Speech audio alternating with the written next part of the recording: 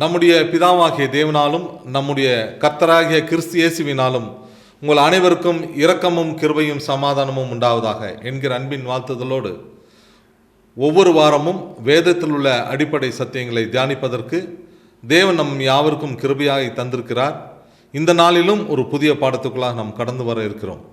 தேவன் தாமே இந்த நாளிலே கேட்கக்கூடிய பாடங்களை நம்முடைய வாழ்க்கையில் ஆசீர்வாதமாக்கி தருவாராக.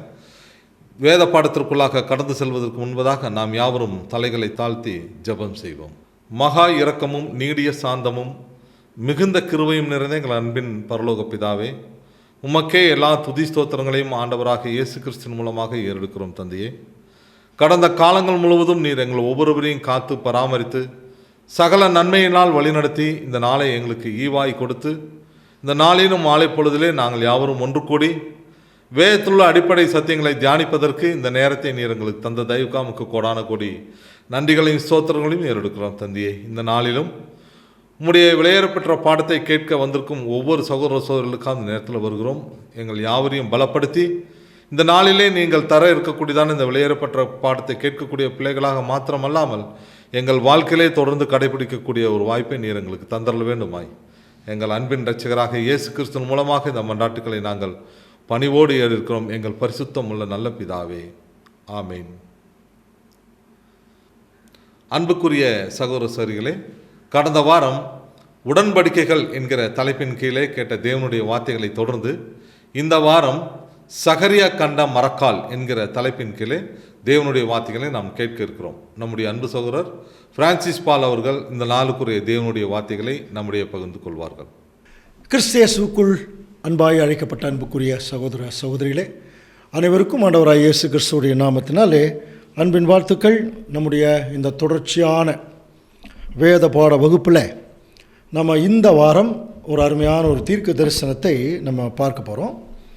ஏற்கனவே பாபிலோனை குறித்து நிறைய பேசியிருக்கோம் இல்லையா, அந்த மாதிரி ஒரு தீர்க்க தரிசனம். இப்போ நம்ம சகரியா கண்ட மரக்கால் என்கிற ஒரு தலைப்பு, இந்த சப்ஜெக்டினுடைய தலைப்பு சகரியா தீர்க்க தரிசி கண்ட ஒரு மரக்கால் அப்படிங்கிறது தான் அதோடைய தலைப்பு. இப்போ நம்ம இதெல்லாம் ஒரு தீர்க்க தரிசனம் நம்ம ஏற்கனவே படிச்சிருக்கிறோம். தீர்க்க தரிசனங்கள் இல்லாத இடத்துல ஜனங்கள் சீர்கெட்டு போயிடுவாங்க இல்லையா. அதனால் பழைய ஏற்பாட்டு காலத்தில் இஸ்ரேல் ஜனங்களுக்கு தேவன் தீர்க்க தரிசிகள் ஏசாயாவிலிருந்து மல்கியா வரைக்கும் கொடுத்தாங்க. அதில் சகரியா தீர்க்க தரிசி ரொம்ப சிறப்பான ஒரு தீர்க்க தரிசி. அவர் நிறைய விஷன்ஸ் தரிசனம் பார்த்தார் இல்லையா. நம்ம கடந்த முறை இதே சகரியாவில் ஒரு சப்ஜெக்ட் பார்த்துருக்கோம். யாராவது ஞாபகம் இருந்தால் சொல்லுங்கள் பார்க்கலாம். சகரியா கண்ட 4 ரதங்கள் பார்த்தோம் இல்லையா. அதில் தேவனுடைய திட்டத்தில் 4 வகுப்பார் எப்படி வர்றாங்க அப்படிங்கிறத பார்த்தோம். 5 குதிரைகள் ஞாபகம் இருக்கா? அதெல்லாம் உங்களுக்கு திருப்பி ரிப்பீட் பண்ணுறதுக்கு டைம் இல்லை. ஒருவேளை அந்த பாடத்தை நீங்கள் யாராவது கவனிக்கவில்லை என்றால் குட் ஷெப்பர்ட் யூடியூப் சேனலுக்குள்ளே போய் பிளேலிஸ்ட் அப்படின்னு சொல்லி ஒரு ஆப்ஷன் இருக்கும். அந்த ஆப்ஷனை அழுத்தினீங்கன்னா வரிசையாக அந்த ஆர்டர் படி நம்ம எடுத்த பாடங்கள் இருக்கும். அதில் சகரியா கண்ட 4 ரதங்கள்னு ஒரு பாடம் இருக்கும். அது பெரிய தீர்க்க தரிசனம், அதை நீங்கள் பார்க்கலாம். சரியா? ஓகே. ஸோ இன்றைய தினத்தில் நம்ம பார்க்க போகிறது மரக்கால் அப்படிங்கிற ஒரு தலைப்பு. இப்போ நம்ம நேரடியாக தீர்க்க தரிசனத்துக்குள்ளே போயிடலாம்.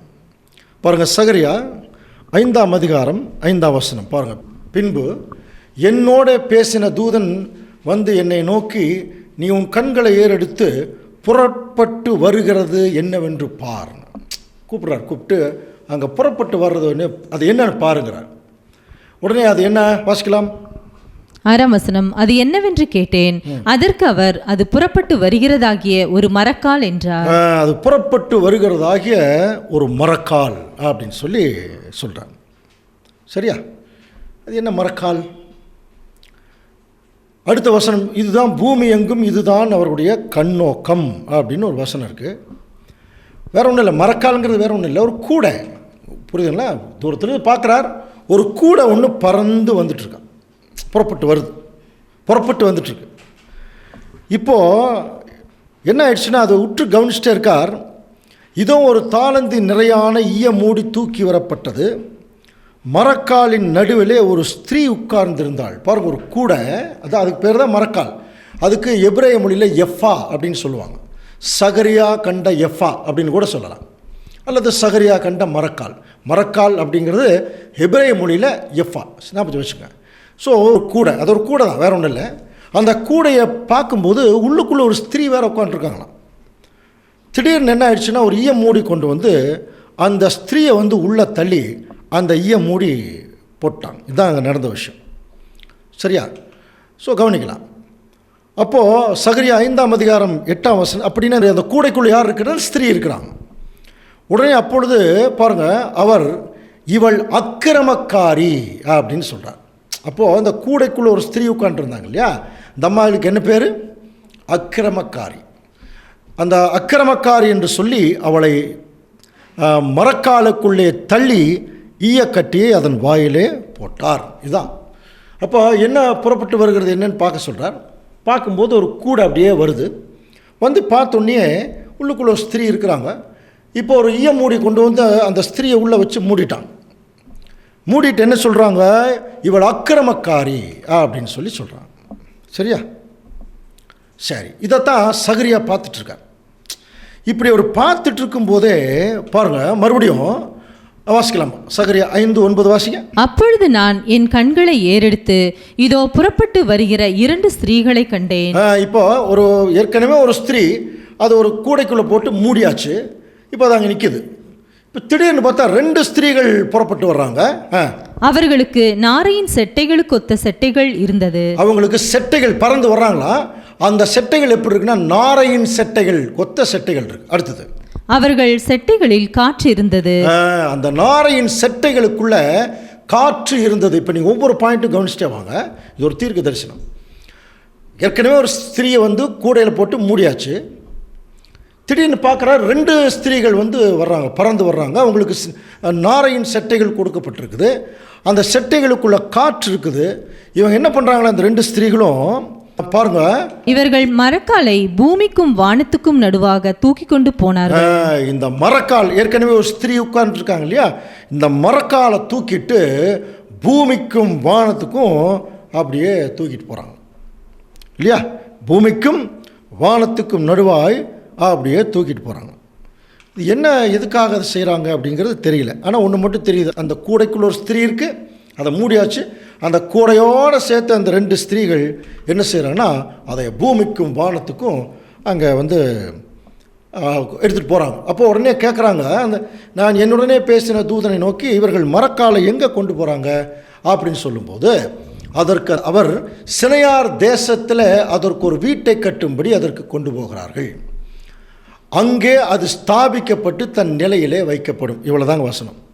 சினையார் தேசத்தில் கொண்டு போய் அதை வச்சுருவாங்களாம், அதை செட்டில் பண்ணிடுவேங்கிறார். அன்புக்குரிய சகோதர சகோதரிகளே, இது என்ன ஒரு இன்ட்ரெஸ்டிங்கான ஒரு விஷயந்தான். ஏன்னா ஒரு கூடை, அந்த கூடைக்குள்ள ஒரு ஸ்திரீ, அது மூடியாச்சு. மறுபடியும் 2 ஸ்திரீகள் அந்த கூடையோடு சேர்த்துட்டு போய் எங்கேயோ சினையார் தேசத்தில் கொண்டு போய் வைக்கிறாங்களே, இது என்ன என்று சொல்லி பார்க்கும்போது ஏற்கனவே தெரியுது, ஒரு தீர்க்க தரிசனம் அப்படின்னு. இப்போ கொஞ்சம் கவனிக்கலாம்.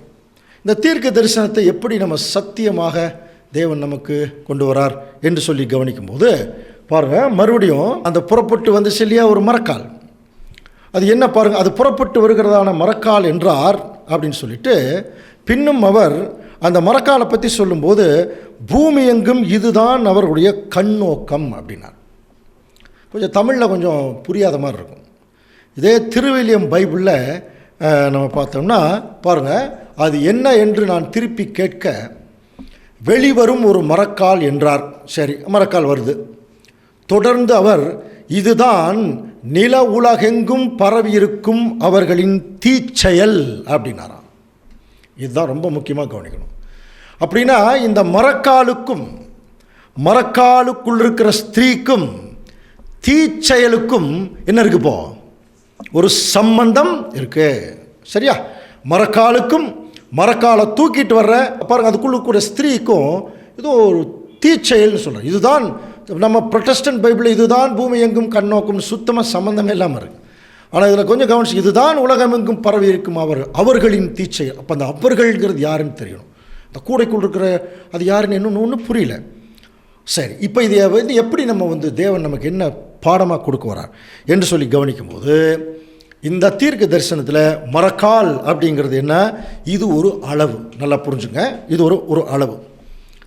இப்போ நம்ம சாதாரணமாகவே சில பொருள்களை அளக்கிறதுக்கு என்ன செய்கிறோம்?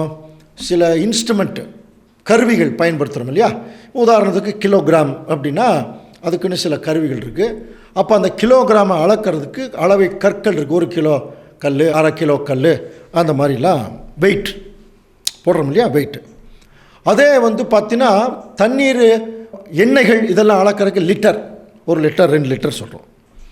அப்புறம் அதே மாதிரி சின்ன சின்ன பொருட்கள், இந்த தங்கம் வெள்ளி இதெல்லாம் கவனிச்சு பார்த்தீங்கன்னா மில்லிகிராமில் அளப்பாங்க இல்லையா? மில்லிகிராமில். பெரிய ஒரு நிலப்பகுதி அளக்கணும் அப்படின்னா ஹெக்டேர் அப்படின்னு சொல்லுவோம். பெரிய நிலப்பரம் 1 ஹெக்டேர் 2 ஹெக்டேர். ஸோ இந்த மாதிரி சில அளவுகள் இருக்கு இல்லையா?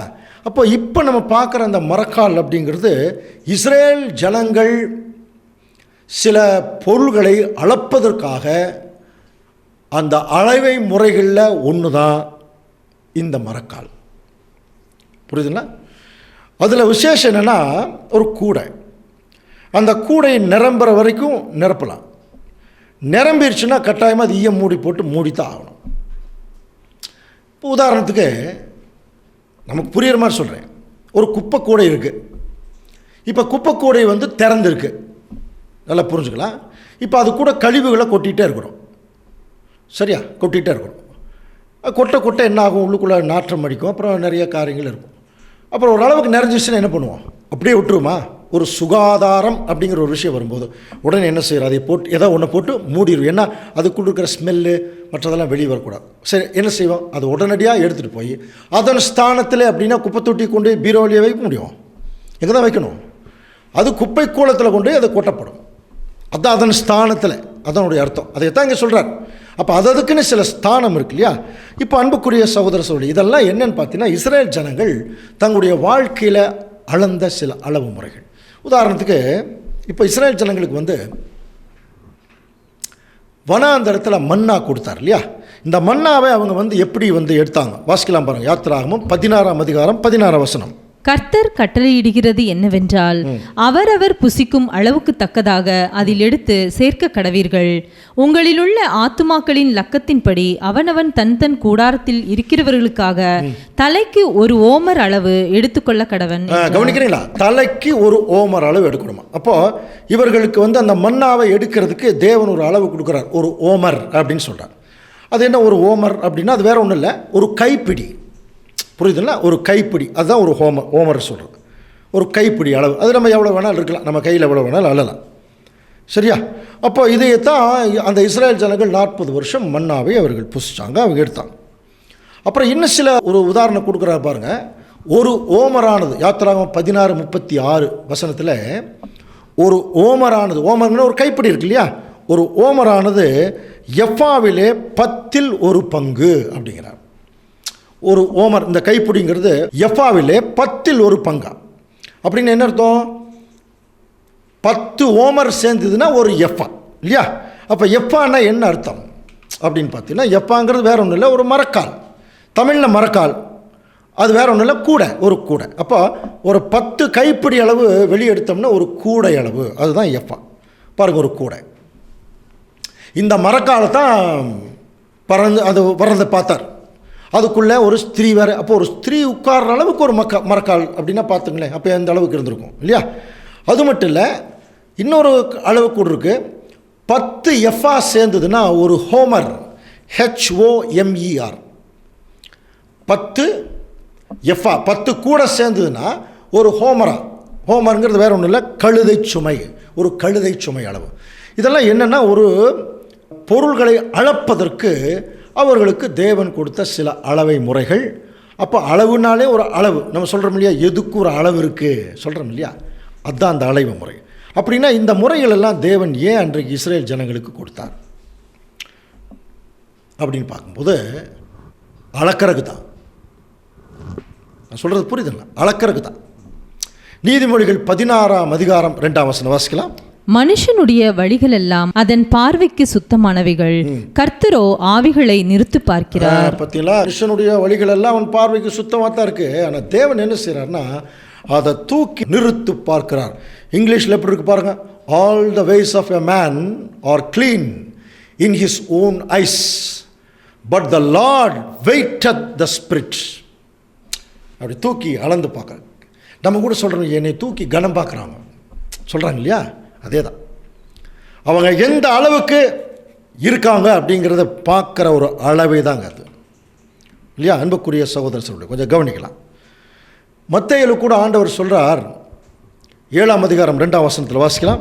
ஏனெனில் நீங்கள் மற்றவர்களை தீர்க்கிற தீர்ப்பின்படியே நீங்களும் தீர்க்கப்படுவீர்கள், நீங்கள் மற்றவர்களுக்கு அளக்கிற அளவின்படியே உங்களுக்கும் அளக்கப்படும். நீங்கள் மற்றவர்களுக்கு அளக்கிற அளவின்படி, அப்போ நீங்கள் எந்த அளவுக்கு அளக்குறீங்களோ உங்களுக்கு அளக்கப்படும் இல்லையா? அப்போது இதெல்லாம் எதற்காக தேவன் இந்த அளவுகளை கொடுக்குறாருன்னா, அவர்களுக்கு ஒரு லிமிட் வச்சாராம் தேவன். இதுக்கு மேலே நீங்கள் போகக்கூடாது.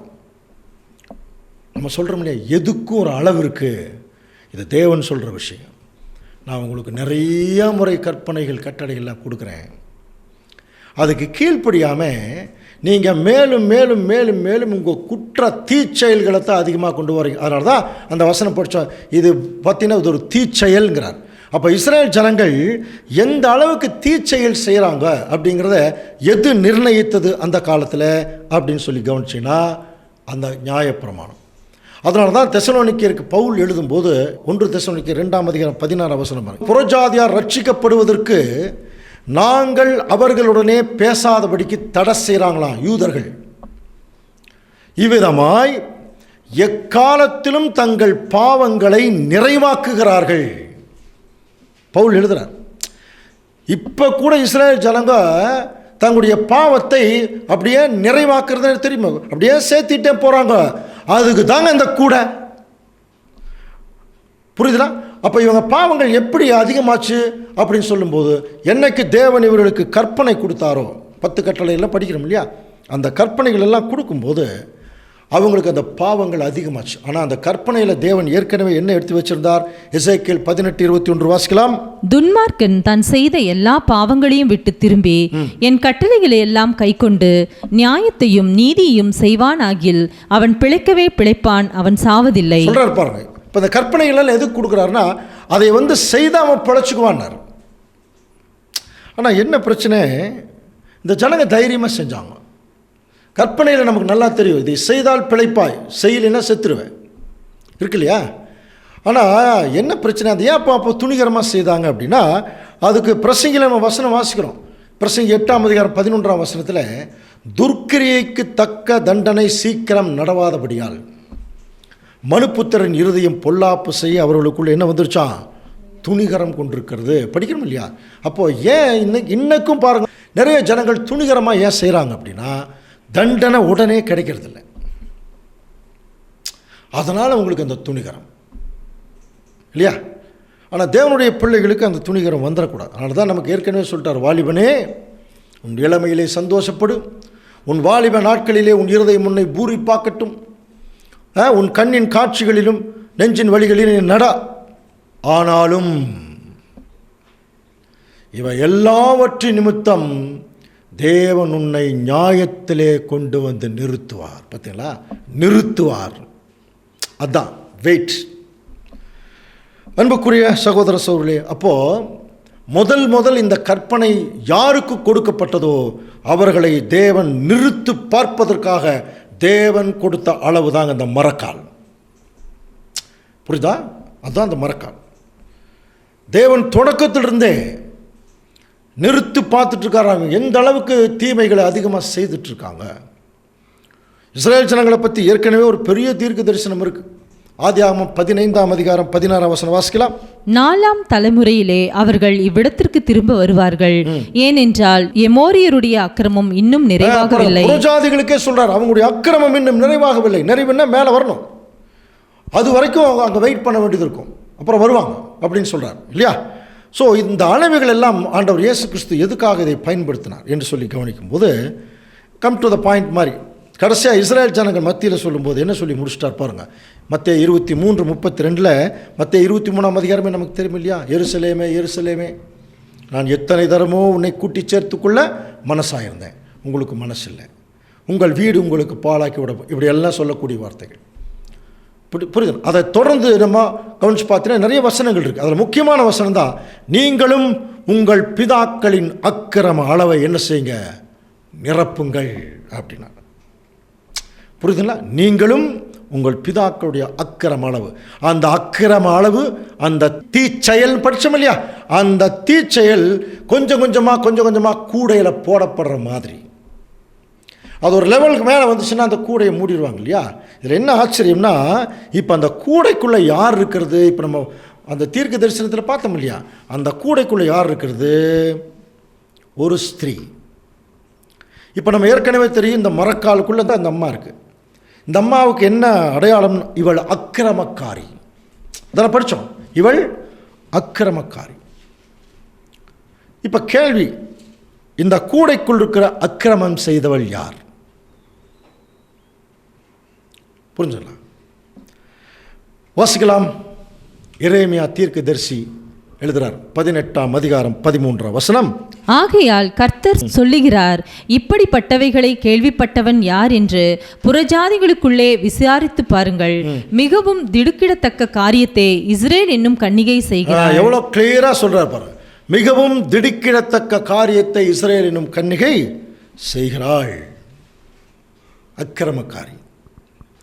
புலம்பல் 1ஆம் அதிகாரம் 8ஆம் வசனம் பாருங்க. எருசலேம் மிகுதியாய் பாவம் செய்தாள், அவள் தூர ஸ்திரீயை போலானாள். புரியுதுங்களா அன்புக்குரிய சகோதர சகோதரர்களே? அது மட்டும் இல்லை, ஆண்டவர் இயேசு கிறிஸ்து இந்த பூமியில் வந்த போதே கடைசியாக ஜட்ஜ்மெண்ட் கொடுத்தார் இல்லையா. லூக்காவில் அந்த வசனம் கூட வாசிக்கலாம், மத்தேயிலும் வாசிக்கலாம். எருசலேமே எருசலேமே, தீர்க்கதரிசிகளை கொலை செய்து உன்னிடத்தில் அனுப்பப்பட்டவர்களை கல்லெறிகிறவளே, அக்கிரமக்காரி. நான் கோழி தன் குஞ்சுகளை கூட்டி சேர்த்துக் கொள்ளும் வண்ணமாக எவ்வளவோ தரம் கூட்டி சேர்த்துக் கொள்ள மனதாயிருந்தேன், உங்களுக்கோ மனதில்லாமல் போயிற்று. ஜட்ஜ்மெண்ட் என்ன? இதோ உங்கள் வீடு உங்களுக்கு பாழாக்கி விடப்படும் சொன்னார். So judgement. கவனிக்கிறீங்களா? அப்போது இந்த கூடைக்குள் இருக்கிற இந்த அக்கிரமக்காரி யார் தெரியுமா? யாருன்னு சொல்லுங்க பார்க்கலாம். இந்த கூடைக்குள் இருக்கிற அக்கிரமக்காரி யார்? இஸ்ரேல் ஜனங்கள். நல்லா புரிஞ்சுக்கலாம். இந்த கூடைக்குள் இருக்கிற அக்கிரமக்காரி யார்? இஸ்ரேல் ஜனங்கள். என்னைக்கு இஸ்ரேல் ஜனங்கள் அந்த அக்கிரமத்தை செய்தார்களோ, தேவனுக்கு பிரியமா நடந்துக்காமல் விட்டுட்டான். அதனால் என்ன ஆச்சுன்னா, ஒரு குறிப்பிட்ட காலம் அந்த மரக்காலில் இவங்க அக்கிரம அளவை நிரப்பிட்டே வந்தாங்க. நிரப்பிட்டே வரும்போது என்ன ஆயிடுச்சுன்னா, அந்த அக்கிரமக்காரி உள்ளே போட்டு மூடிட்டார். உன் அக்கிரமம் நிறைவாயிடுச்சு, இனி நீ அழுகையும் பற்கடிப்பும் உள்ள இடத்துக்கு தான் நீ போகணும். அந்த மாதிரி புரிஞ்சுங்களா? அதனால் அன்னையோடு சரி ஆண்டவர் இயேசு கிறிஸ்து என்ன செய்கிறாருன்னா, மத்தேயு 10ஆம் அதிகாரம் 5ஆம் வசனத்தில் இப்போ வாசிக்கலாம் பாருங்கள். இந்த 12 இயேசு அனுப்புகையில் அவர்களுக்கு கட்டளையிட்டு சொன்னது என்னவென்றால், நீங்கள் புறஜாதியார் நாடுகளுக்கு போகாமலும் சமாரியார் பட்டணங்களில் பிரவேசியாமலும். தெரியுமில்லையா, அது பலமுறை படிச்சிருக்கிறோம். முதல்ல சொல்கிறார், நீங்கள் புறஜாதியார் நாடுகளுக்கு போகாதீங்க. யார்கிட்ட போங்க? காணாமல் போன ஆடுகளாகிய இஸ்ரேல் ஜனங்களிடத்தில் போங்க. போகையில் பரலோக ராஜ்யம் சமீபம்னு பிரசங்கிங்க சொன்னார். அவர்களும் போனாங்க பாருங்க. அப்போஸ்தலர் 13:26 சகோதரரே, ஆபிரகாமின் சந்ததியில் பிறந்தவர்களே, தேவனுக்கு பயந்து நடக்கிறவர்களே, இதோ இந்த ரட்சிப்பின் வசனம் உங்களுக்கு தான். எவ்வளோ அன்போடு வந்திருக்கணும். ஆனால் நம்ம அதே 45ஆம் வசனம் பல முறை படிச்சிருக்கிறோம் இல்லையா? யூதர்கள் ஜனக்கூட்டங்களை கண்டபோது பொறாமையினால் நிறைந்து பவுலினால் சொல்லப்பட்டவைகளுக்கு எதிரடையாய் பேசி விரோதித்து தூஷித்தார்கள். அதனால் பவுலும் பர்னபாவும் தைரியம் கொண்டு முதலாவது உங்களுக்கே தேவ வசனத்தை சொல்ல வேண்டியதாக இருந்தது. நீங்கள் அதை தள்ளிட்டீங்க, உங்களை நித்திய ஜீவனுக்கு அபாத்திரராக தீர்த்துட்டீங்க. அதனால் இதோ நாங்கள் புறஜாதியார் இடத்திற்கு போகிறோம். அன்னையோட சரி அன்புக்குரிய சகோதர சொல்லி, இஸ்ரேல் ஜனங்கள் என்கிற கன்னிகை கூடையில் போட்டு மூடியாச்சு. புரியுதுங்களா? ஏன்னா அந்த அக்கிரமம் நிறைவாயிடுச்சு. இஸ்ரேல் ஜனங்கள் அந்த மரக்காலில் தங்களுடைய அக்கிரம அளவை நிரப்பிட்டாங்க. அதை தான் ஆண்டவர் சொன்னார், உங்கள் அக்கிரம அளவை நிரப்பிடுங்க. நிரப்பினது மட்டுமில்லை, அவங்களே அந்த கூடைக்குள்ளே தான் இருக்கிறாங்க. புரியுதுங்களா? தீச்செயல். ஒரு குறிப்பிட்ட காலமான உடனே என்ன ஆயிடுச்சு, அந்த அக்கிரமக்காரின்னு சொல்லி அந்த அம்மாவை உள்ளே போட்டு ஈய மூடி போடப்பட்டது. அப்போது நல்லா புரிஞ்சுக்கலாம், ஈய மூடி போட்டு ஒரு அம்மா உட்காந்துருக்கு, ஒரு கூடைக்குள்ளே மூடி போட்டாலும் அங்கே இருட்டு உள்ளே வந்துடும் இல்லையா, நகர முடியாது, கிரியை செய்ய முடியாது. அந்த மாதிரி ஒரு நிலைமைக்கு போனாங்களா இஸ்ரேல் ஜனங்கள். இஸ்ரேல் என்னும் கன்னிகை பாவம் செய்தாள், அக்கிரமக்காரி படித்தோம் இல்லையா. அப்படின்னா அந்த கூடைக்குள் இருந்த அக்கிரமக்காரி யார்? அங்கே இஸ்ரேல் ஜனங்கள். அதனால தான் பாருங்கள், ஆண்டவர் இயேசு கிறிஸ்து கூட ஒரு நிழலான ஒரு விஷயத்தை சொல்றார். மத்தேயு 8:11 வாசிக்கலாம். அநேகர் கிழக்கிலும் மேற்கிலும் இருந்து வந்து பரலோக ராஜ்யத்தில் ஆபிரகாம், ஈசாக்கு, யாக்கோபு என்பவர்களோட பந்தியிருப்பார்கள். தனியாக இன்னொரு நாள் நம்ம சப்ஜெக்டாக பார்க்கலாம் இதனுடைய விளக்கம். ஆனால் இதை சொல்லிட்டு என்ன சொல்கிறாருன்னா, ராஜ்யத்தின் புத்திரரோ புறம்பான இருளில் தள்ளப்படுவார்கள், அங்கே அழுகையும் பற்கடிப்பும் உண்டாயிருக்கும். இதனுடைய விளக்கம் நம்ம பார்க்கலாம். பட் இதனுடைய ஒரு சாரம்சம் தான் இப்போ நம்ம பாருங்கள், அந்த உள்ளுக்குள்ளே அந்த கூடைக்குள்ளே போட்டு ஈயமூடி போட்டோன்னே அங்கே இருளும் அந்தகாரம். அப்போ இஸ்ரேல் ஜனங்கள் என்ன ஆகிட்டாங்கன்னா, புறஜாதிகளுக்கு என்றைக்கு சத்தியம் போயிச்சோ அன்னையோட டோட்டல் இஸ்ரேல் ஜனங்களுக்கு அந்த வாய்ப்பு இழக்கப்பட்டு ஒரு இருளான நிலைமைக்கு போயிட்டாங்க. ஏன்? அவர்கள் அக்கிரம அளவை என்ன பண்ணிட்டாங்க, ஆண்டவர் இயேசு கிறிஸ்துடைய மரணம் வரைக்கும் நிரப்புனாங்களாம். அதனால தான் அவர் சாகருக்கு முன்னாடி ஆண்டவர் சொன்னார், உங்கள் அக்கிரம அளவை நிரப்புங்கள். சரி, புறஜாதியாராவது இதை கேட்டாங்களா? கேட்டாங்க. வாசிக்கலாம் பாருங்க, அப்போஸ்தலர் 13:48. புறஜாதியார் அதை கேட்டு சந்தோஷப்பட்டு கர்த்தருடைய வசனத்தை மகிமைப்படுத்தினார்கள். நித்திய ஜீவனுக்கு நியமிக்கப்பட்டவர்கள் எவர்களோ அவர்கள் விசுவாசித்தார்கள். நித்திய ஜீவனுக்கு நியமிக்கப்பட்டவர்கள் விசுவாசித்தாங்க. அப்போ எல்லாருமேவா அப்படின்னா அதுக்கு ஒரு விளக்கம் நமக்கு தெரிஞ்சிருக்கிறோம் இல்லையா. அப்போஸ்தலர் 15:14 தேவன் புறஜாதிகளிலிருந்து தமது நாமத்திற்கு ஒரு ஜனத்தை தெரிந்து கொண்டார். ஸோ அந்த வகுப்பார் தான் இப்போ நம்ம. அப்போது அங்கே எப்படி ஒரு கதவு அடைக்கப்பட்டதோ அதே மாதிரி இங்கேயும் இன்னும் கொஞ்ச நாளில் அந்த கதவு அடைக்கப்படும். புறஜாதிகளை நின்று தேவன் ஒரு சிலர் தெரிஞ்செடுக்கிறாருன்னு படிக்கிறோம் இல்லையா, அந்த அழைப்பு கூட இன்னும் கொஞ்ச நாளில் முடிஞ்சிடும். சரி, அன்புக்குரிய சகோதர சொல்லி அப்போ நம்ம கவனிக்கலாம். இந்த கூடை இஸ்ரேல் ஜனங்களுடைய அக்கிரம அளவை நமக்கு காட்டுவதற்காக தேவன் கொடுத்த அளவு தான் மரக்கால். இந்த கூடைக்குள்ளே யார் இருக்கிறது? இஸ்ரேல் ஜனங்கள் என்கிற ஸ்திரீ. ஏன்னா அவங்க தான் அக்கிரமம், தீச்செயல். இப்போ ஒரு குறிப்பிட்ட காலம் வரைக்கும் அவங்க அக்கிரமத்தை அளவை நிரப்பினாங்க, அதனால் ஈய மூடி போடப்பட்டது. அப்படியே இருக்கு. இப்போ அந்த கூடை இப்போ இருந்துட்டு இருக்கும்போது திடீர்னு பார்த்தீங்கன்னா 2 ஸ்திரீகள் பறங்களாம். பறந்து இதுக்கப்புறம் இஸ்ரேல் ஜனங்கள் அவங்களுடைய அக்கிரம அளவை நிரப்பிட்டாங்க, அவங்களுக்குரிய வாய்ப்பு இழந்துட்டாங்க. இப்போ உள்ளே போய் ஈய மூடி போட்டு ஒரு இருளான நிலைமையில் இருக்கிறான். அதான் 2000 வருஷமாக இஸ்ரேல் ஜனங்கள் இருந்த நிலைமை. ஏன்? அவங்க அக்கிரம அளவு நிரம்பினதுனால அதை மூடி போட்டாச்சு. சரி, இதை பார்த்துட்ருக்கார் சகரியா. பார்த்துட்டு இருக்கும்போதே திடீர்னு 2 ஸ்திரீகள் புறப்பட்டு வர்றாங்க.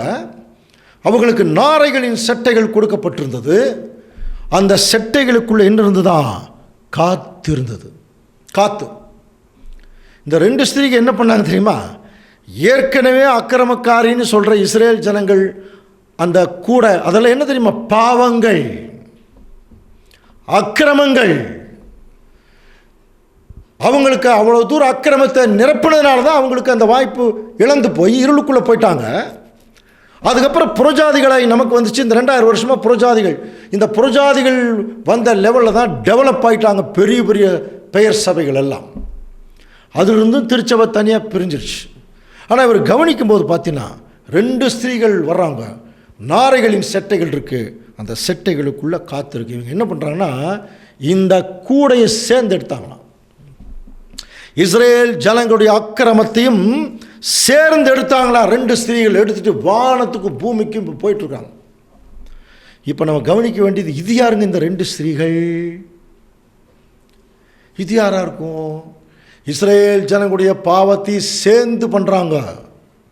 அப்போ இஸ்ரேல் ஜனங்களுடைய முதல் பாவமே என்ன? விக்கிரக ஆராதனை, பொருளாசை இருக்கு இல்லையா. அப்போ இவைகள் எல்லாம் சேர்ந்து எடுத்துட்டு இப்போ 2 ஸ்திரீகள் என்ன பண்ணுறாங்களா? வானத்துக்கு பூமிக்கு குதிக்கிறாங்க. இப்போ உங்களுக்கே நல்லா புரியும்னு நினைக்கிறேன் இல்லையா. முதல்ல அந்த கூடைக்குள் இருந்தது யார்? இஸ்ரேல் ஜனங்கள். அவங்களுடைய அக்கிரமம் இப்போ இஸ்ரேல் ஜனங்க செய்த அக்கிரமத்தை சேர்த்து எடுத்துக்கிட்டு இப்போ 2 ஸ்திரீகள் இன்னைக்கு வானத்துக்கு பூமிக்கு அலையிறாங்க. உங்களுக்கு புரியுதா? 2 ஸ்திரீகள், ஒன்று தாய், இன்னொன்று பிள்ளை. பாபிலோனும் அவள் குமார்த்திகளும், அவங்க தான் இப்போ இருக்கிற 2 ஸ்திரீ. தாயை போல பிள்ளை, நூலை போல சிலை படித்தோம் இல்லையா அந்தி கிறிஸ்து சப்ஜெக்டில். அந்த அந்தி கிறிஸ்து நமக்கு நல்லா தெரியும், ஆர்சி ரோமன் கேத்தலிக், அதிலிருந்து வெளியே வந்த புரோட்டஸ்டன்ட்டு, 2மே பெயர் சபைகள் தான் இல்லையா. அது தாய், இது பிள்ளை, தாயை போல பிள்ளை. நல்லா புரிஞ்சுக்கலாம். அப்போது இந்த 2 ஸ்திரீகள் யாருன்னா இந்த 2 அமைப்புகள், புரியுதுங்களா? போப்பு மார்க்கமும் போப்பிலிருந்து வெளியே வந்த புரோட்டஸ்டன்ட் மார்க்கம். அது எல்லா சபையும் வந்துடும், ஒரு சபை கூட அதில் விட்டு போக. நல்லா புரிஞ்சுக்கலாம். அதனால தான் அதை விட்டு வெளியே வாங்கன்னு சொன்னார். அன்புக்குரிய சகோதர சகோதரர்களே, இதைத்தான் நம்ம படிக்கிறோம். மேலும் ரகசியம், மகா பாபிலோன் பூமியில் உள்ள வேசிகளுக்கும் பூமியின் அருவருப்புகளுக்கும் தாய் இல்லையா. ஒன்று தாய், இன்னொன்று மகள். தாய் ஆர்சி, பிள்ளைகள் புரோட்டஸ்டன்ட். படிக்கிறோம் இல்லையா? ரைட். அதனால தான் அன்புக்குரிய சகோதர சகோதரி, இந்த 2 ஸ்திரீகள் கவனிங்க, இஸ்ரேல் ஜனங்களுடைய பாவத்தை சேர்ந்து எடுத்துக்கிட்டு வானத்துக்கு பூமிக்கு குதிக்கிறாங்க தானே. அவங்களுடைய விக்கிரக ஆராதனை இப்போ ரோமன் கேத்தலிக் வச்சுருக்காங்க. இவங்களுடைய பொருளாசை இப்போ புரோட்டஸ்டன்ட் வச்சுருக்காங்க. சுயநலம், முரட்டாட்டம், உலகப் பிரகாரமான ஆசை, இச்சைகள், இதெல்லாம் தான் இஸ்ரேல் ஜனங்களுக்கு இருந்தது. இதை இப்போ டோட்டலாக எடுத்துக்கிட்டாங்க. அந்த 2 ஸ்திரீகளும் எடுத்துக்கிட்டாங்க. இப்போ அதில் இன்னொரு விஷயம் கவனிச்சு பாருங்க. அந்த 2 ஸ்திரீகளுக்கு நாரையின் செட்டைகள் கொடுக்கப்பட்டிருந்தான். அப்படின்னா நாரைன்னு ஏன் சொல்கிறாரு? இப்போ உங்களுக்கே தெரியும் நாரை எங்கே இருக்கும். நாரை கொக்கு மாதிரி இருக்குன்னு சொல்லுவாங்க இல்லையா. எங்கே இருக்கும்? சேத்துக்குள்ளே தான் இருக்கும் இல்லையா. தேவன் அருவருக்கிற பறவைகளில் நாரையும் ஒன்று. நம்ம மீன் வலை சப்ஜெக்டில் ஏற்கனவே படிச்சிருக்க முடியாது, எதை சாப்பிடணும் எதை சாப்பிடக்கூடாது. அதே மாதிரி லேவியராகமம் 11ஆம் அதிகாரம் 13ஆம் வசனம் வாசிக்கலாம். பறவைகளில் நீங்கள் புசியாமல் அருவருக்க வேண்டியவைகள். பார்த்தீங்களா? பறவைகளில் நீங்கள் புசியாமல் அருவருக்க வேண்டியவைகள் கழுகு, கருடன், கடலூர் ஆஞ்சு, இதெல்லாம் நம்ம எங்கே கேள்விப்பட்டிருக்கோம் இல்லையா. அப்புறம் நாரை பாருங்க, கூளக்கடா, குருகு, கொக்கு, சகலவித ராஜாளி, புழுக்கொத்தி, வௌவால். இதுக்கெல்லாம் ஒரு காரணம் இருக்குது. தேவன் ஏன் இதை அருவருக்கிறார் அப்படின்னா, நாரையை ஏன் அருவருக்கிறார்? அது அசுத்தத்திற்குள்ளேயே இருக்கும் அப்படின்னா புரியுதுங்களா? 2 சபைகளும் அசுத்தமானவைகள். நல்லா புரிஞ்சுக்கலாம். அரசியல், ஜாதி எல்லாமே உள்ள இருக்குது. எல்லாம் நம்ம அதிலிருந்து வெளியே வரும்போதே தெரிஞ்சுட்டு தானே வந்திருக்கோம். எல்லா பிரச்சனையும் நல்லா புரிஞ்சுக்கலாம். அதனால தான் தேவன் என்ன பண்ணார் தெரியுமா? ஒரு தூதன் வந்தார் பாருங்க. அவர் பலத்த சத்தமிட்டு, மகா பாபிலோன் விழுந்தது விழுந்தது விழுந்தது விழுந்தது தெரியுமில்லையா. ஒன்று அம்மா, ஒன்று பிள்ளைகள். அது பேய்களுடைய குடியிருப்பும் சகலவித அசுத்த ஆவிகளுடைய காவல் வீடும் அசுத்தமும் அருவருப்பும் உள்ள பறவைகளின் கூடுமாயிற்று. பார்த்தீங்களா? அதனால தான் அதுக்கு நாரையின் செட்டைகள் கொடுக்கப்பட்டது. பறவைகளுடைய கூட. அப்போ அசுத்தமான பறவைகளின் கூடாயிருச்சா இந்த பாபிலோனும் அவள் குமார்த்திகளும். அதனால தான் 2 ஸ்திரீகளுக்கு என்ன கொடுத்தாருன்னா நாரைகள் செட்டை. அது மட்டும் இல்லை அன்புக்குரிய சகோதர சகோதரர்களே, அந்த செட்டைகளுக்குள்ளே என்ன இருந்தது ஞாபகம் இருந்தால் சொல்லுங்க. காற்று. நமக்கே நல்லா தெரியும் காற்று எதை குறிக்கும்? மனுஷனுடைய சூது, வஞ்சனை. வாசிக்கலாம். எபேசியர் 4ஆம் அதிகாரம் 14ஆம் வசனம். நாம் இனி குழந்தைகளாயிராமல் மனுஷருடைய சூதும் வஞ்சிக்கிறதற்கு ஏதுவான தந்திரமுள்ள போதகமாகிய பலவித காற்றினாலே அலைகளைப் போல அடிபட்டு. இந்த 2 சபைகளுக்குள்ளேயும் பெண் இருக்குன்னா மனுஷருடைய சூது, வஞ்சனை, தந்திரம், போதகம் இருக்கா. இது 4லையுமே அசுத்தம் இருக்கு. போதகத்திலையும் எல்லாத்திலையுமே அசுத்தம் இருக்கு. அதனால தான் அதுக்கு நாரையின் சட்டைகள் கொடுக்கப்பட்டு இந்த இஸ்ரேல் ஜனங்கள் செய்த தவறு, அவங்களுடைய அக்கிரமம் எல்லாத்தையும் எடுத்துட்டு வானம் வரைக்கும் போகிறாங்களாம். அதனால தான் வெளிப்படுத்தின விசேஷம் 18ஆம் அதிகாரத்தில் இந்த சபைகளை குறித்து சொல்லும்போது, அவைகளின் வேசித்தனத்தின் உக்கிரமான மதுவை எல்லா ஜாதிகளும் குடித்தார்கள். அசுத்தம். பூமியின் ராஜாக்கள் அவளோட வேசித்தனம் பண்ணினார்கள். அருவருப்பு. பூமியின் வர்த்தகர் அவளுடைய செல்வச்செருக்கின் மிகுதியால் ஐஸ்வர்யவான்களானார்கள். பாருங்க, அடுத்த வசனம் பாருங்க. அவருடைய பாவம் வான பரியந்தம் எட்டினது. அதனால தான் இதை தூக்கிட்டு எங்கே தெரிஞ்சாங்களா? வானத்துக்கும் பூமிக்கு தெரிஞ்சாங்களாம், இல்லையா? அவருடைய பாவம் வான பரியந்தம் எட்டினது. அவருடைய அநியாயங்களை தேவன் நினைவு கூர்ந்தார். ஏற்கனவே சட்டம் லிமிட் வச்சுருந்தாருங்க இஸ்ரேல் ஜனங்களுக்கு. அக்கிரம அளவை கூடையில் நிரப்புனாங்க முன்னரா. இப்போ அதை 2 ஸ்திரீ தூக்கியிருக்காங்க. அப்போ இவங்களுக்கும் ஒரு ஜட்ஜ்மெண்ட் வரணும் இல்லையா? அதைத்தான் சொன்னார், இதை கொண்டு போய் சீனையர் தேசத்தில் செட்டில் பண்ணுவேன். The settlement of Babylon. நம்ம ஏற்கனவே ஜட்ஜ்மெண்ட் ஆஃப் பாபிலோன் படிச்சிருக்கிறோம். ஜட்ஜ்மெண்ட் ஆஃப் பாபிலோன்னா அழிவு தான். செட்டில்மெண்ட் ஆஃப் பாபிலோனும் அழிவு தான். சீனையார் பட்டணத்தை கொண்டு போய் செட்டில் பண்ணிடுவேன். அப்போ அது எப்படி அவங்களுக்கு வரும் அந்த அழிவு? நம்ம ஏற்கனவே படிச்சிருக்கிறோம். ஆகையால் அவளுக்கு வரும் வாதைகளாகிய சாவும் துக்கமும் பஞ்சமும் ஒரே நாளில் வரும். தான் கிறிஸ்துவுடைய ராஜ்யத்தினுடைய ஆரம்பம். இப்போ அது பஞ்சம் வந்திருக்கு, சத்தியம் உள்ள இல்லை. அடுத்து இவங்க சொல்கிறதால இன்னும் கொஞ்ச நாள் பொய்யாயிடும், துக்கம் வந்துடும். அப்புறம் இந்த சபைகளே அழிய போதும். அவளுக்கு நியாய தீர்ப்பு கொடுக்கும் கர்த்தர் வல்லமை உள்ளவர், நம்முடைய ஆண்டவர் இயேசு கிறிஸ்து. அதனால் அந்த நியாய தீர்ப்பு இந்த சபைகளுக்கு நடக்கும்போது ஆச்சரிய விதமான விழுகை இந்த சபைகள் இருக்கும். அதனுடைய தலைவர்கள் மேல் இருக்கும். பயந்துருவாங்களா எல்லாருமே. அதைத்தான் வசனத்தில் சொல்றார். அவளுக்கு உண்டான வாதையினால் பயந்து தூரத்திலே நின்று, ஐயையோ பாபிலோன் மகாநகரமே, பலமான பட்டணமே, ஒரே நாளிகையிலே உனக்கு அக்கினி வந்ததே என்பார்கள். அதிலேயே 18-11 பாருங்க. பூமியின் வர்த்தகர்களும் தங்கள் சரக்குகளாகிய பொன்னையும் வெள்ளியும் ரத்தினங்களையும் முத்துக்களையும் சல்லாவையும் ரத்தாம்பரத்தையும் பட்டாடைகளையும் சிவப்பாடைகளையும் எல்லாம் வச்சு தான் வர்த்தகம் பண்ணுறாங்களா? கடைசியில் என்ன பண்ணுவாங்க? வாசிக்கலாம். 18ஆம் அதிகாரம் 16ஆம் வசனம். ஐயோ, சல்லாவும் ரத்தாம்பரமும் சிவப்பாடையும் தரித்து பொன்னினாலும் ரத்தினங்களினாலும் முத்துக்களினாலும் சிங்காரிக்கப்பட்டிருந்த மகாநகரமே, ஒரே நாழிகையிலே இவ்வளவு ஐஸ்வர்யமும் அழிந்து போயிற்றே. ஒரே நாழிகையிலே இவ்வளவு ஐஸ்வர்யமும் அழிந்து போயிற்றே என்று துக்கிப்பார்கள். நல்லா புரிஞ்சுக்கலாம் அன்புக்குரிய சகோதரர்களே. தயவு செய்து நீங்கள் அசட்டையாக பண்ணிடாதீங்க. இந்த சத்தியத்தை கேட்டுக்கொண்டு வருகிற ஒவ்வொரு தேவனுடைய பிள்ளைகளுக்கும் இது எச்சரிப்பு. நம்ம எந்தெந்த சபைகளில் உண்மையான தேவ வணக்கம் இல்லையோ அந்த சபைகள் எல்லாம் அழிய போகிறது. அதில் மாற்றமே கிடையாது. நல்லா புரிஞ்சுக்கலாம். ஏன் அப்படின்னா, ஆனால் இன்னைக்கு அதில் தாங்க கூட்டம். தேவன் ஏற்கனவே சொல்லிட்டார், விளக்கு வெளிச்சம் இனி உன்னிடத்தில் இல்லை. மணவாளனுடைய சத்தம், மணவாட்டியுடைய சத்தம் இனி உங்ககிட்ட வராது. ஏன்னா அருவருப்புகளின் கூடு நீ. ஆனால் இன்னைக்கு அதுக்கு தாங்க பெரிய மவுசு. ஏன் அப்படின்னா, பெரிய கட்டடங்கள், பெரிய கீபோர்டு, மைக் செட்டு, பயங்கரமான கொயர், ஆடம்பரம், வசதி வாய்ப்புகள், சலுகைகள் எல்லாம் இருக்கு. எல்லாத்துக்கு மேலே என்ன இருக்கு? விக்கிரக வணக்கம். பாருங்க, ஆர்சியில் பாருங்க, யாரை வணங்கிட்டு இருக்காங்க? ஒரு பொம்மைக்கு போய் வணங்குற பாருங்க, ஒரு தலைவன், ஒரு நாட்டினுடைய தலைவன். அப்புறம் பாருங்க, மற்றவங்களெல்லாம் ஊர்வலம் வர்றாங்க பாருங்க, அந்த சிலைகளில் எடுத்துட்டு அதே மாதிரி தானே இவங்க செய்கிறாங்க. மற்ற ரிலிஜன் இருக்கிறவங்களுக்கு இவங்களுக்கு என்ன பெரிய வித்தியாசம்? மற்ற ரிலிஜனில் இருக்கிறவங்களுக்கு இவங்களுக்கு என்ன பெரிய வித்தியாசம்? எல்லாம் ஒரே மாதிரி தான் நடக்குது. பெண்கள் சபையில் பேசக்கூடாது பைபிள் வசனம் இருக்கு. ஆனால் இன்றைக்கி பெண்கள் பாதிரியார்களாகவே ஆகிறாங்க. அருவருப்பு பாருங்க. உண்மையான தேவனுடைய பிள்ளைகள் அரசியலில் கலக்கக்கூடாது. ஆனால் இன்றைக்கி பாருங்கள், அரசியலில் கலந்துருக்குறாங்க. சரி, மற்ற மாநிலத்தில் தான் அரசியலில் கலக்கிறாங்க அப்படின்னா நம்ம மாநிலத்திலையும் அப்படி தான் இருக்கிறாங்க இல்லைங்களா?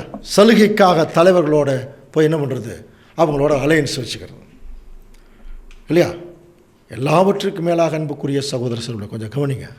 எதை வணங்கிட்டு இருக்கிறாங்க பாருங்க. இந்த படத்தை கொஞ்சம் பாருங்கள். ஒன்றுமே இல்லாத plaster of Paris, fibre content, அதை போய் வணங்கிட்டு இருக்கிறாங்க பாருங்க. இவர் வாருக்கு பெரிய போப்பு.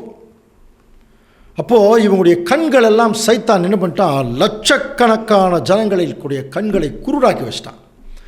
அதனால தான் இந்த உண்மையான சத்தியத்தை தெரிந்து கொண்டிருக்கிற தேவனுடைய பிள்ளைகள் எப்படி கூப்பிட்றார், என் ஜனங்களே.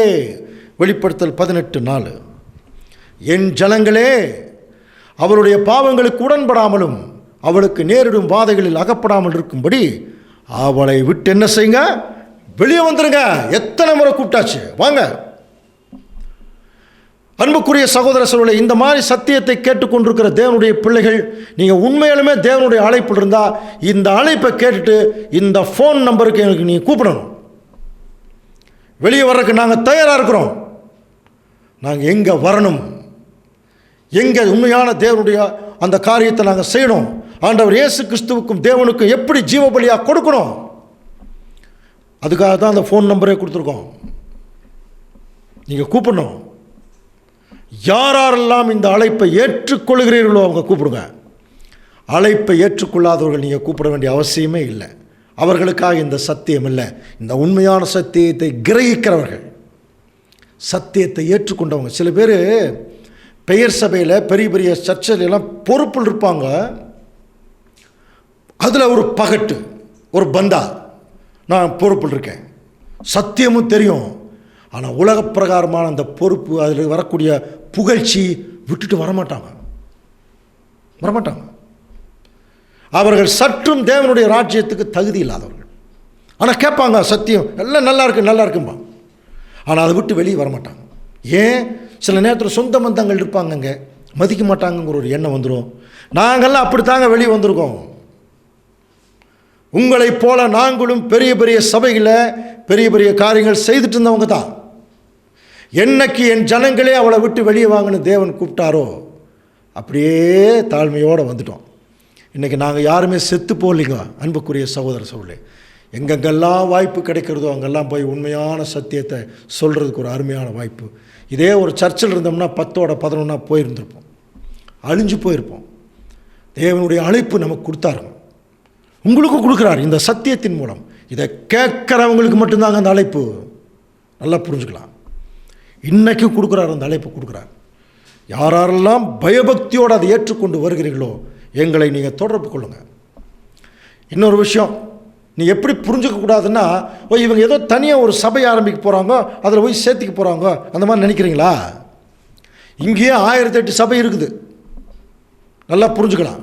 ரெண்டாவது, இந்த காலம் போன கடைசியில் உலகமே அழிய போகுது. இப்போ நீங்கள் எல்லாம் வாங்க, நம்மளாம் ஒரு கம்பெனி ஆரம்பித்து அதில் நாங்கள் சேர்மனாக இருக்கிறோம், நீங்கள் வந்து வேலை செய்யுங்கன்னு சொல்ல கூப்பிட்றாங்களா? அதுக்கெல்லாம் இல்லைங்க. அதுக்கெல்லாம் நேரங்காலம் இல்லை, அதுக்குரிய சந்தர்ப்பம் இல்லை, அது சத்தியமும் இல்லை. ஏற்கனவே உண்மையான ஒரு திருச்சபையின் பிள்ளைகள் எல்லா சபைகளை விட்டு வெளியே வந்து உண்மையான தேவனுக்கும் அவருடைய குமாரனுக்கும் என்ன செய்கிறாங்க, அவர்கள் வெளியில் செய்துட்ருக்குறாங்க. அந்த ஐக்கியத்துக்குள்ளே யார் வர்றீங்களோ கொஞ்ச நாள் தேவனுக்கும் அவருடைய குமாரன் இயேசு கிறிஸ்துவுக்கும் வேலை செய்யணும்.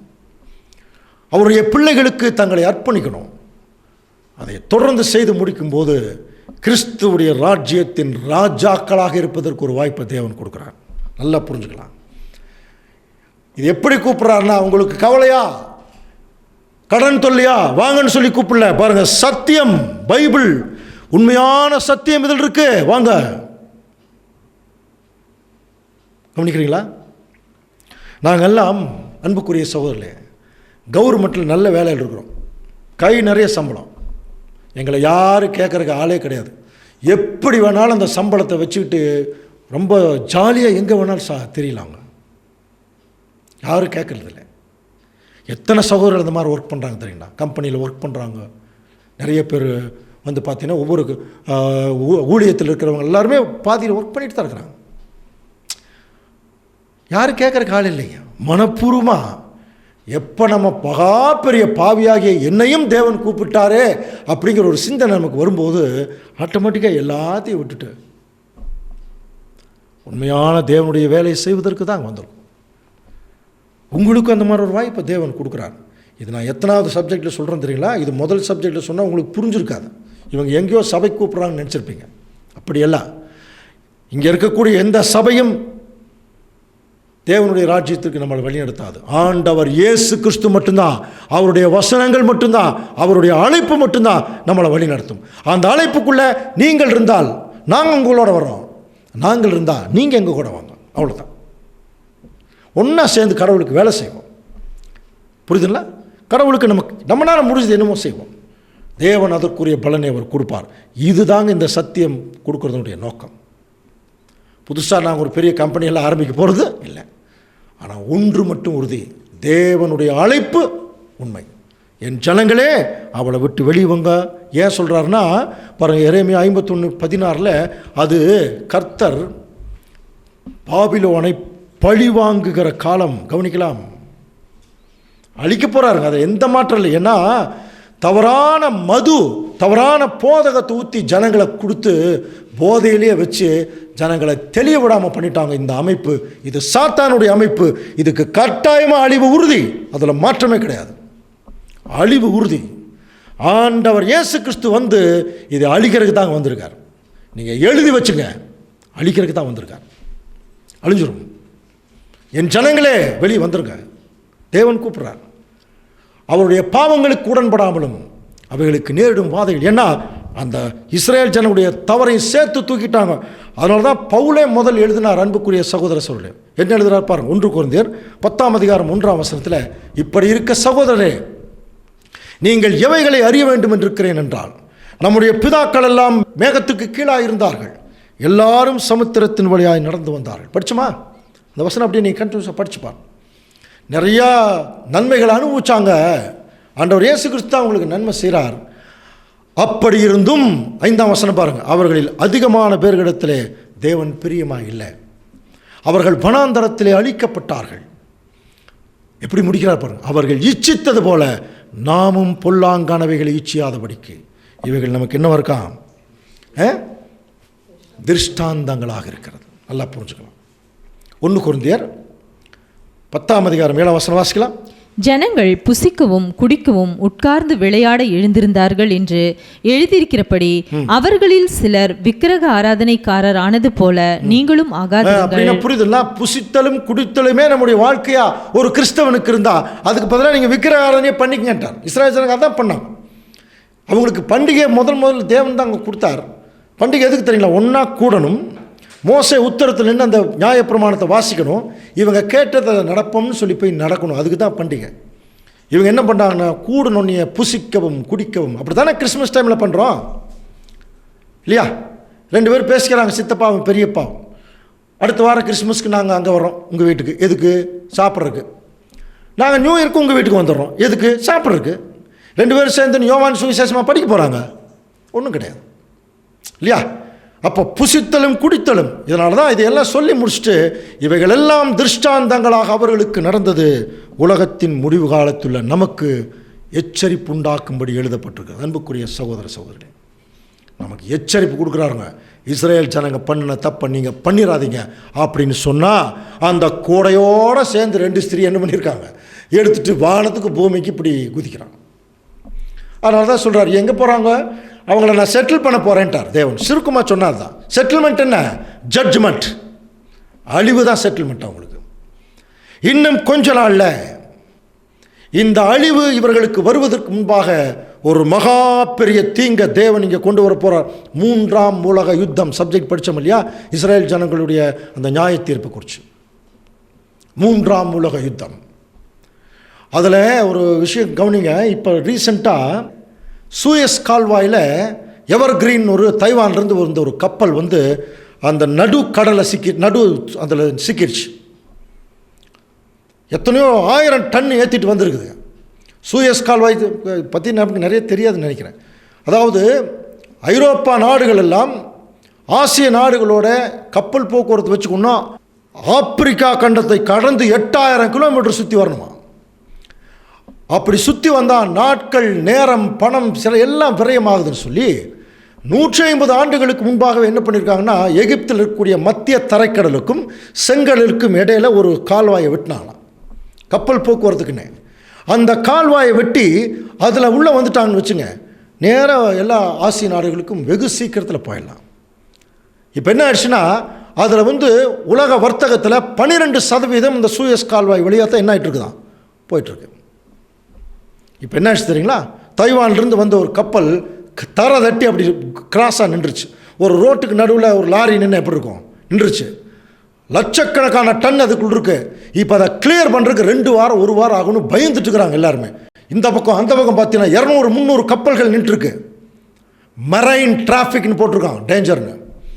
இது வந்து நீண்டுச்சுன்னா எல்லா நாடுகளுடைய வர்த்தகமும் பாதிக்கப்படும், இன்னமும் அதிக விலை ஏறிட்டே போகும்.